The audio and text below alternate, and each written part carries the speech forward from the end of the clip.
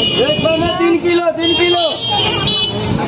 जयनगर बाजार में मालदा आम 2.5 किलो आ 3 किलो मिली है।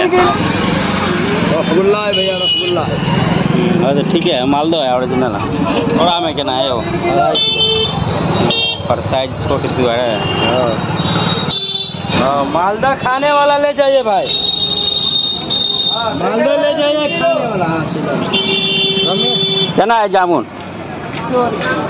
100 रुपये। मालदा आम 2.5 किलो आ 3 किलो मिली है। अब आई बेर फरल नहीं तब तक किने का खाए पड़त। अब अहाँ सब ओहिठाम की केना भाव है? जब अहाँ सब ओहिठाम सस्ता दाम हुए तो कमेंट करके बताएब, वही ठाम आयल जेते, वही ठाम खायल जेते, या अहाँ सब ओहिठाम की दाम है मालदा आम के से बताओ। 1.5 किलो दे ना 50 रुपया मांगे तो एक के तो बात भला खिला नहीं 100 के बिका 50 रुपया।